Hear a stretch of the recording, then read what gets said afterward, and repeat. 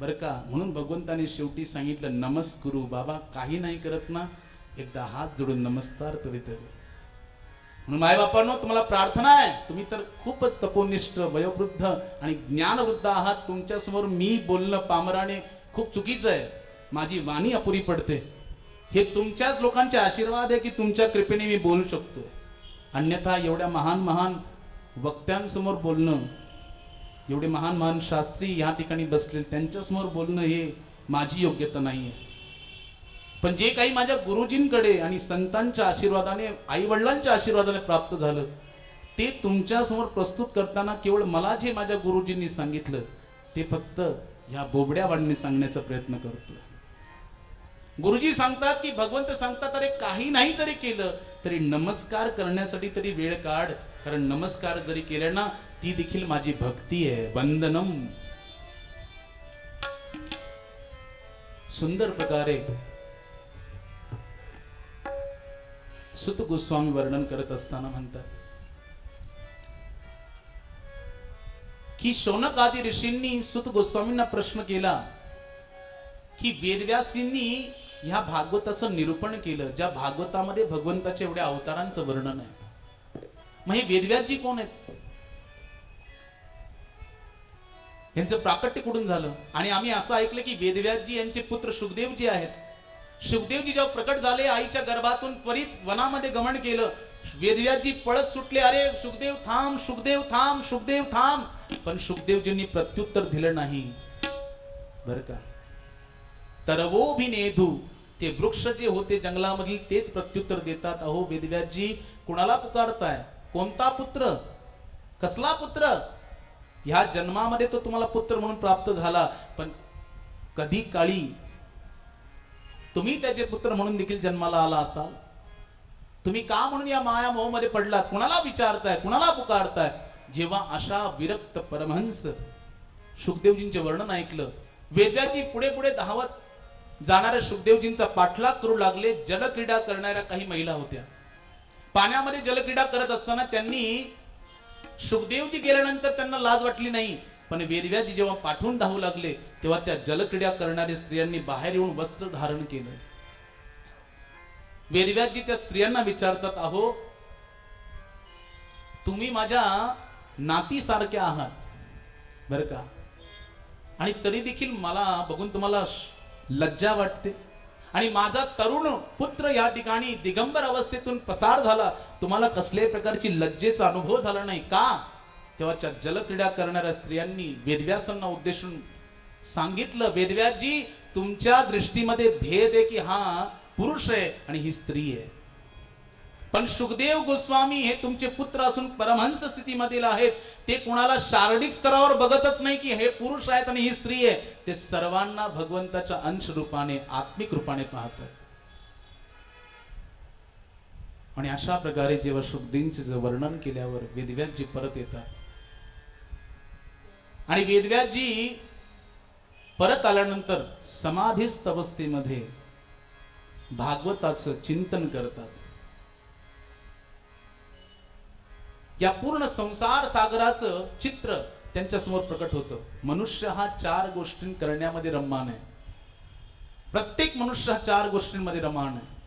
आहार निद्रा भयमैथुनं च सामान्य एतत् पशुभिर्नराणाम् धर्मो हि तेषाम् अधिको विशेषो धर्मेण हीना पशुहि समानम्.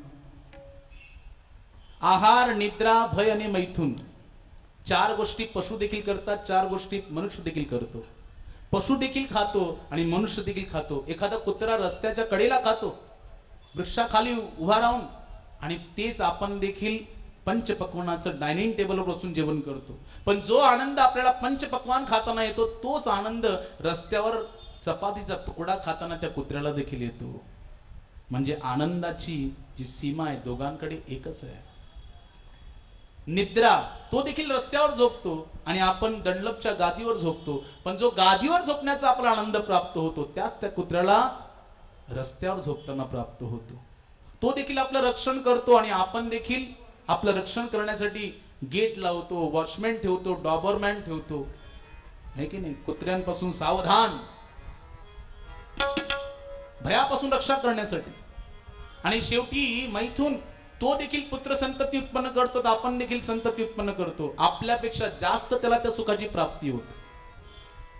कित्येक संतती उत्पन्न करू शकतो तो, म्हणजे आपल्यापेक्षा जास्त त्यांना त्या सुखाची प्राप्ती होते. मग चार गोष्टी मनुष्य देखील करतात, चार गोष्टी पशु देखील करतो. मग फरक काय मनुष्यातला आणि पशु मधला? म्हणतात धर्मो विशेषो अधिक विशेषो. अरे मनुष्य मात्राकडे भगवंताने अशी बुद्धी दिलेली आहे, ज्या बुद्धीचा वापर करून मनुष्य ही जिज्ञासा करू शकतो की धर्म काय, अधर्म काय, माझ्यासाठी करण्यायोग्य कर्तव्य काय, अकवड अकर्तव्य काय. कुत्रा ही जिज्ञासा करू शकत नाही, कोणताही पशु जिज्ञासा करू शकत नाही. ही मानवाकडे भगवंताने दिलेली विशेष अशी गोष्ट आहे, उपाधी आहे, वस्तू आहे. पण ज्याचा जर वापर जर मानवाने केला नाही तर म्हणतात धर्मेन हीना पशुही समान. जर धर्म तत्वांचं पालन केलं नाही, मनुष्य जन्माचं सार्थक कशात हे जाणून घेतलं नाही, ब्रह्म जिज्ञासा केली नाही मनुष्य जन्मामध्ये येऊन, तर काय झालं? पशुवतच जीवन झालं. पशुसारखाच जन्माला आला आणि पशुसारखाच मेला. म्हणून प्रभुपादजी म्हणतात ते चतुष्पाद पशु आहेत, त्यांना चार पाय आहेत. आणि जो भगवंताचं भजन करत नाही तो मनुष्य असून देखील पशु आहे, पण कोणता? द्विपाद, म्हणजे त्याच्याकडे दोन चरणाचा पशु, दोन पायाचा पशु. तो पण पशु आणि हा पण पशु. म्हणून भगवंताचं भजन केलं पाहिजे. आणि जो कोणी भगवंताचं भजन करतो ना, ह्या कलियुगामध्ये संत सांगतात, आचार्य सांगतात, त्याच्या जीवनाचं सार्थक होतं, त्याच्या जीवनाचं सार्थक होतं. वेदव्याजी विचार करू लागले, कलियुगातील जीव प्रायेण अल्पायुष सभ्य कलो अस्मिन युगे जना मंदात सुमंद मतयो मंद भाग्य उपद्रता. हा कलियुगातला जीव अल्पायुषी आहे, मंद भागी आहे, सुमंद मतयो, त्याची मती देखील मंद आहे, आळशी आहे, प्रमादी आहे, भांडखोर आहे. हा भगवंताचं भजन करण्यासाठी त्याला कितीकही सांगितलं तरी ऐकत नाहीये, ऐकण्याची वृत्ती नाहीये. मग काय करावं? बघा, जेव्हा बुडते हे जन न देखवे डोळा नि म्हणून कळवळा येतस. संतांच्या हृदयामध्ये कळवळा प्रकट होतो जेव्हा ते बुडते हे जन, जनाला जनसागराला जेव्हा बुडताना पाहतात तेव्हा संतांच्या हृदयामध्ये कळवळा येतो.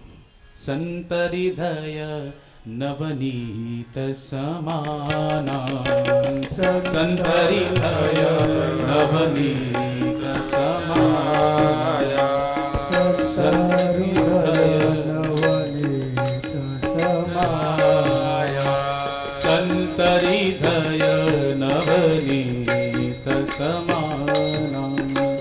कहाँ कबीर कभी न जाना,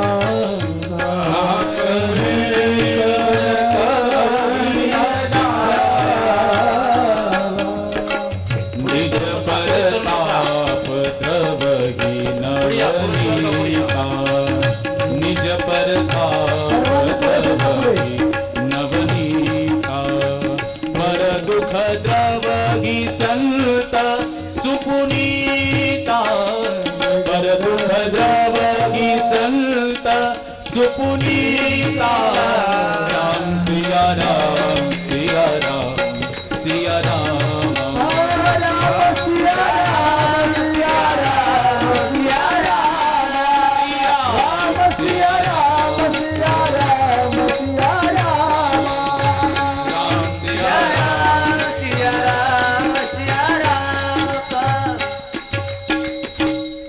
संत हृदय नवनीत समाना. कहाँ कवि पर कहि न जाना, निज परताप द्रवहि नवनीता, पर दुख द्रवहि संत सुपुनीता.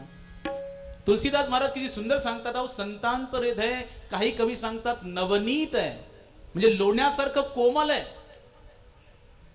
पण पुढे सांगतात की निज परताप द्रवहि नवनीता.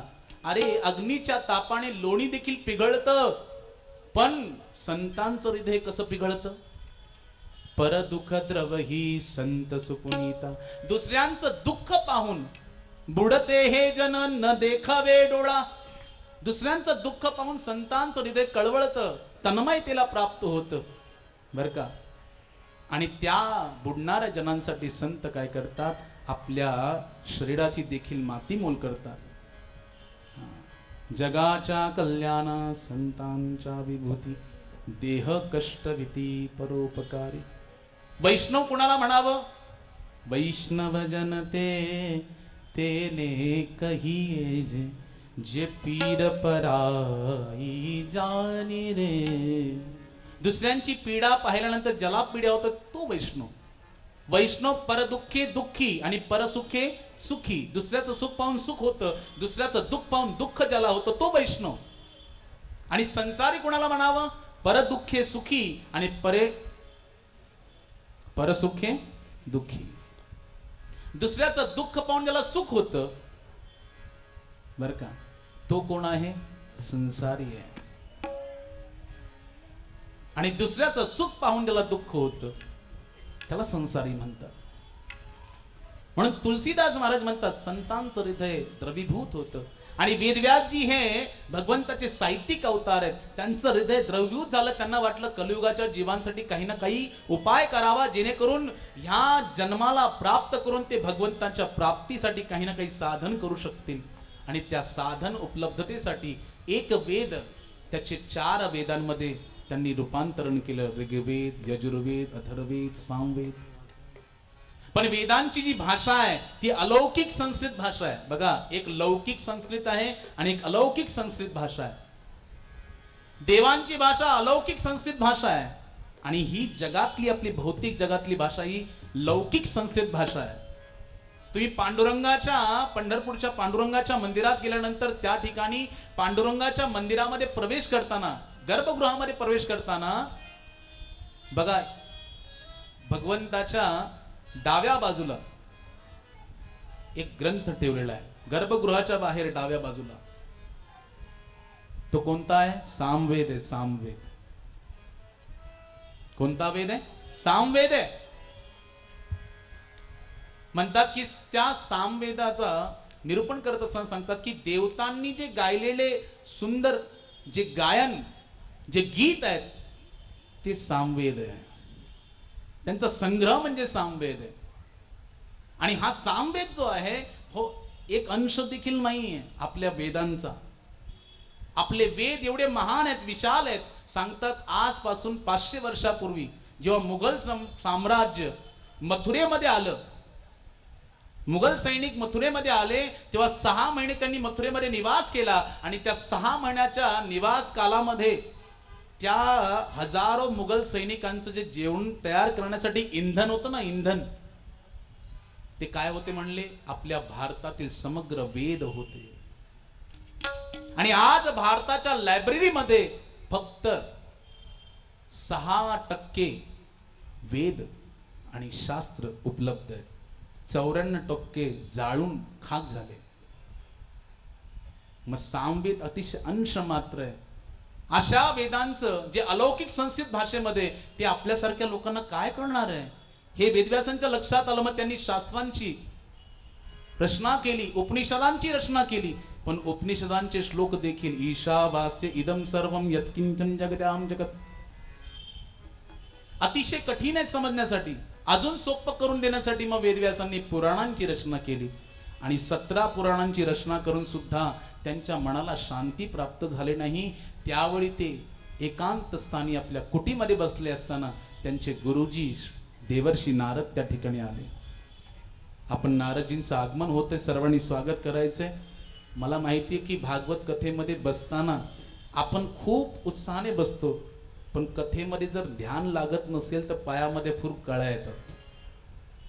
तेव्हा कथेमध्ये वारंवार मधोमध काय होतं, कीर्तनाचं गायन होतं. नारदजींचं आगमन होतंय, सर्वांनी त्यांचं स्वागत करायचं, सर्वांनी उभं राहायचंय. श्रीमन्नारायण नारायण नारायण श्रीमन्नारायण नारायण नारायण श्रीमन्नारायण नारायण नारायण श्रीमन्नारायण नारायण. सगळ्यांनी बोला, टाळी वाजवा. श्रीमन्नारायण नारायण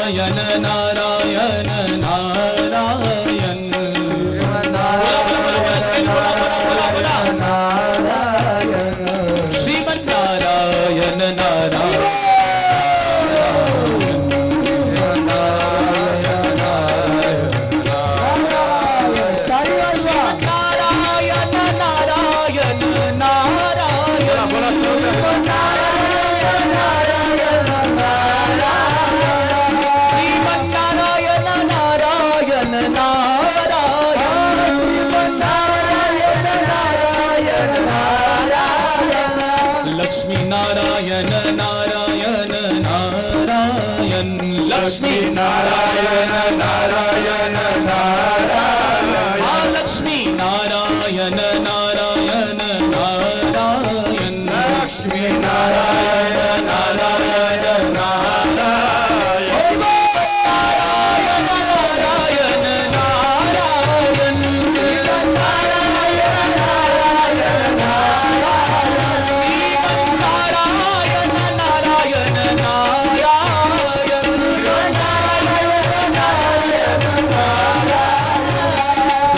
नारायण नारायण नारायण